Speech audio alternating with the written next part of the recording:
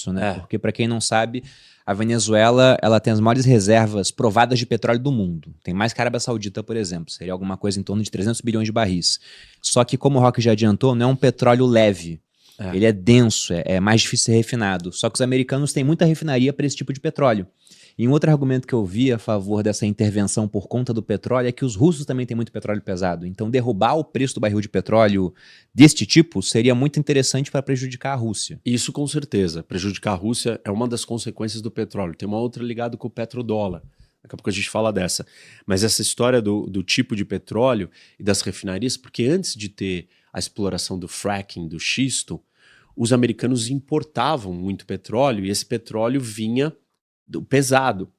E aí as suas refinarias foram construídas com uma infraestrutura para processar esse tipo de petróleo. E agora não tem mais, porque os Estados Unidos extraem o petróleo de xisto, que ele é leve. Era o maior produtor do mundo. E exporta, inclusive, petróleo hoje em dia os Estados Unidos. Então, 70% das refinarias americanas precisam de uma parte da composição desse petróleo pesado. E 40% do petróleo que é refinado nessas refinarias é importado de fora.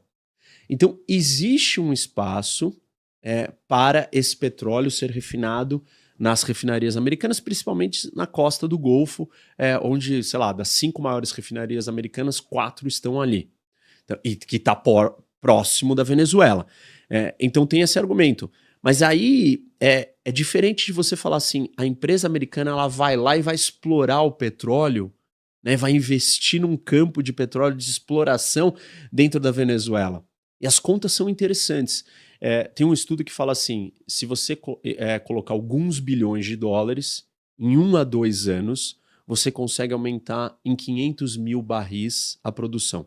Hoje a produção está quase 1 milhão de barris. Eu vi que estava 900 mil barris. Isso, de 900 a 1 milhão. O que é muito menos do que quando o Chaves assumiu, diga-se de passagem. Com 3,5, era 3,5, 3 milhões e meio quando o Chaves assumiu. E aí em 2018 ficou em 2 milhões e agora 900 mil. Então eles falam, pô, subiria 50%. Ok, subir 50% é bastante. Mas, desculpa, 1 milhão e meio não é nada. O Brasil está chegando nos 5 milhões. Os Estados Unidos produz 14 milhões, 14, 15 milhões por dia. Então, percebe a diferença? Não, a Venezuela vai mudar o mercado de petróleo. Não, não é tão óbvio. O que o Trump está oferecendo de incentivo? Ele está virando para as empresas falando assim, eu vou dar seguranças e garantias que você não vai perder dinheiro. Se você perder dinheiro, sei lá, vai ter um bailout, algum tipo de salvamento aqui do governo. Aí eles vão pensar assim, tá bom, mas aí mudou o governo, esse negócio vai continuar valendo? Então, tem várias preocupações, mas o petróleo está na equação. Acho que um outro elemento importante do petróleo, assim, só para constar, é o do petrodólar. Que uma das coisas que faz o dólar, o que fez, ajudou o dólar a se consolidar, foi o dólar ser adotado como a moeda no comércio internacional. E a precificação do petróleo em dólar, né, com a negociação do... Nossa, fugiu o nome dele, o secretário de Estado americano Kissinger. Do Kissinger com a Arábia Saudita, fez a Arábia Saudita pegar e começar a precificar em dólar. Só que hoje a China compra, né, o maior comprador da Arábia Saudita, e ela já compra uma parte pagando na sua moeda. E a mesma coisa com a Rússia e a mesma coisa com o Irã. E aí com a Venezuela também. Então percebe, grandes produtores do mundo já estão comercializando o petróleo na moeda chinesa. E os Estados Unidos olham para isso e falam, pô, isso daqui pode ser o começo de um destronamento aí do dólar. Então vamos garantir que o da Venezuela vai continuar em dólar, já que está aqui juntando com todo. Eu nem acho que todos esses argumentos que eu trouxe até agora são os principais. Para mim, o principal é a questão geopolítica. Tem a ver com a doutrina Monroe do século XIX, quando os Estados Unidos falou que não poderia ter influência de outras potências no continente das Américas. O Trump resgatou essa doutrina, escreveu isso na Estratégia de Segurança Nacional Americana no final do ano passado e falou, o continente americano é a região mais importante para os Estados Unidos. E aí, ele está dizendo, basicamente, que ele não aceita que Irã, China, Rússia, Hezbollah, Hamas tenham uma base dentro da Venezuela. E isso é muito relevante para os Estados Unidos e muito importante. Então, eu diria que esse é o principal. Além disso, você tem outros problemas. Imigração, porque a Venezuela está falida, 8 milhões de pessoas já saíram de lá. E você tem o tráfico de drogas, você tem a presença de organização terrorista, você tem um monte de outros problemas. Eu colocaria todas essas coisas nessa equação e o fato de que, assim, você tem que direcionar onde que eu vou gastar a minha energia. Parece que a Venezuela é o lugar onde tem mais problema junto e é o lugar que tem menos legitimidade. Mais de 50 países não reconheceram Maduro. Sim. O mundo inteiro sabe o que está acontecendo na Venezuela há 26 anos. É diferente você falar, vou fazer uma operação, sei lá, né, no Brasil. Não tem motivo para isso. Mas na Venezuela é o lugar mais aceitável que isso aconteça. Então, quando você combina tudo isso, fica claro por que eu entendo que ele fez isso. E para onde você acha que vai agora a Venezuela? Porque, como você disse, vários países não reconheceram Maduro como presidente porque houve uma eleição que foi fraudada e o vencedor é o Edmundo González. E você teve até a Maria Corina ganhando um Nobel. Então a Venezuela, ela tem os holofotes sobre ela. Uhum. E agora o Trump, ele falou, não, talvez a gente venha administrar a Venezuela. Então, você acha que essa é a hipótese mais plausível num curto prazo, uma administração americana, ou o regime vai continuar, vai assumir uma outra pessoa, ou você enxerga realmente uma transição a ponto dessa oposição poder passar a governar o país? O regime tá no poder e ele deve ficar por um tempo. O que ele fez, o que o Trump fez, eu sei que as pessoas estão incomodadas, apaixonadas, mas se você perceber bem e olhar para a história das posturas e das ações americanas em outras situações parecidas, você vai perceber que foi inteligente a maneira como ele tomou ou como ele fez a operação. Por quê? Ele não derrubou o regime. Se você derrubasse o regime, você ia ter todo mundo que está armado do lado do regime querendo resistir à queda. Então isso não aconteceu. Então você não tem uma guerra civil. Você não tem um completo caos. Claro, Venezuela está próxima de um caos pela destruição geral, mas você não criou essa instabilidade a mais. E o que ele espera é que a Rodrigues vá governando o país alinhada com os Estados Unidos para que ela consiga, aos poucos, ir mudando as coisas. E ele vai enfraquecendo o regime e vai chegando numa hora que, bom, desculpa, mas não tem mais por que vocês estarem aí. Vamos fazer a transição. Antes, essa opção nem existia. Enquanto o Maduro estava ali, não tinha essa opção. Primeiro porque ninguém se dispôs a fazer nada. Depois porque só ameaçar que iria fazer sem fazer, muitos acharam que era um blefe. Inclusive o próprio Maduro. Tanto que ele fez a dancinha no TikTok. Me provocou ainda, né? Tô te esperando aqui em Miraflores. Isso. E aí o Trump ficou, né, mexeu no ego dele e falou, tá bom, você tá me esperando, tô cansado dessa história já, vamos fazer então. E fez. A hora que ele fez, ele tem uma credibilidade. A ameaça dele passa a ser crível. E toda a força militar americana tá na costa da Venezuela. Então, você pega essa situação, né, com a Rodrigues sendo uma líder mais pragmática, com algum conhecimento econômico, já liderou a transformação da indústria do petróleo. Ela é a ministra da Economia hoje também, né? Isso. Ela parece que vai trabalhar com os Estados Unidos.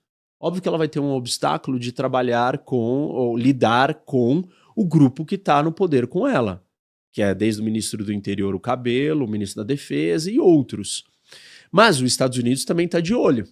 Então, se ela virar e falar assim, ó, eu não tô conseguindo, os caras vão tentar me derrubar. Aí os Estados Unidos pode fazer uma segunda operação e vai lá e captura o Cabelo ou mata o Cabelo, né, que é o ministro do Interior.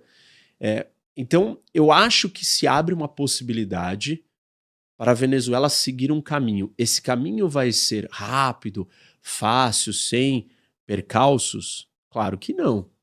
Mas é uma estratégia melhor do que você ir lá derrubar o regime do Saddam Hussein, ou do Talibã, ou do Gaddafi, e depois vir um vácuo de poder e um caos completo desordenado.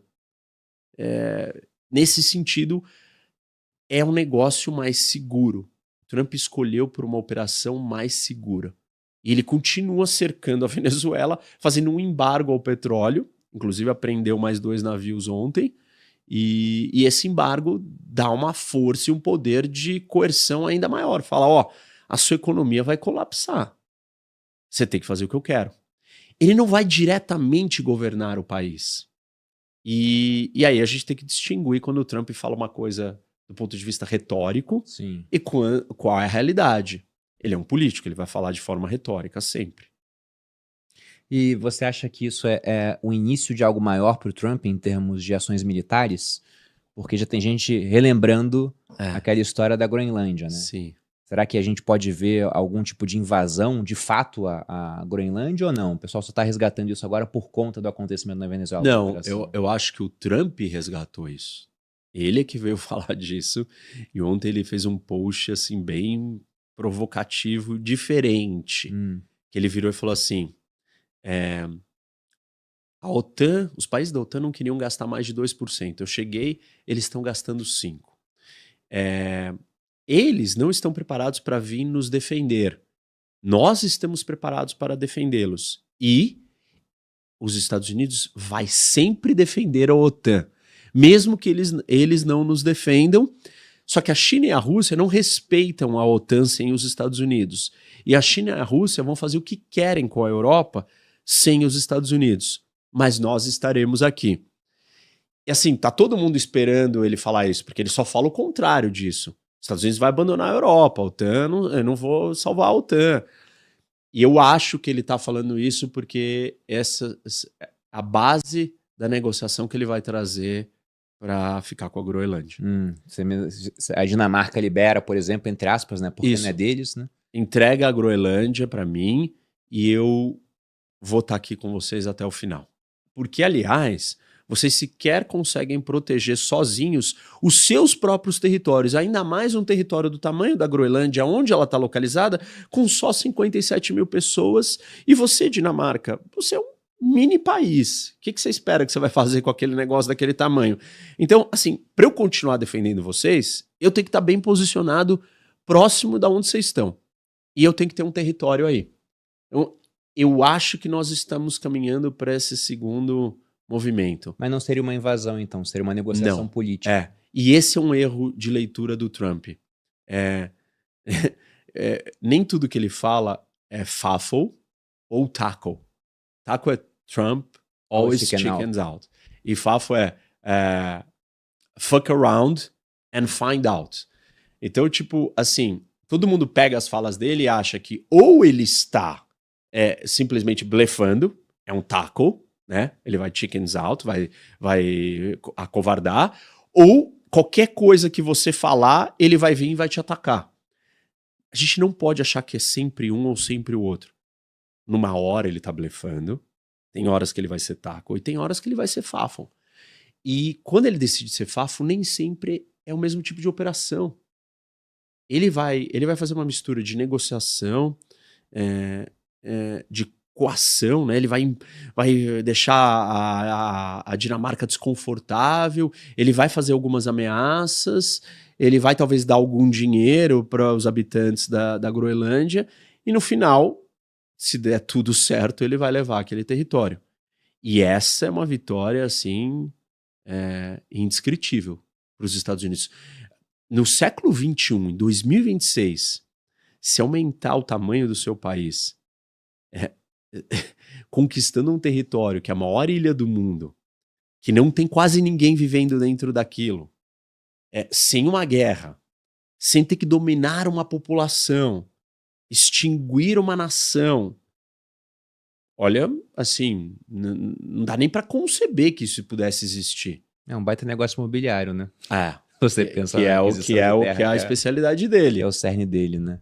O que faz parecer que ele vai levar isso mais a sério. E isso escreve o nome dele na história dos Estados Unidos para sempre. O presidente que conseguiu aumentar o tamanho dos Estados Unidos. O Brasil continental, né, o nosso território, é maior que os Estados Unidos continental. O problema é que os Estados Unidos fica maior porque comprou o Alasca. Então, imagina comprar a Groenlândia. E como é que é essa questão dos groenlandeses? Porque a Dinamarca, eles têm essa relação, mas eles são independentes também. são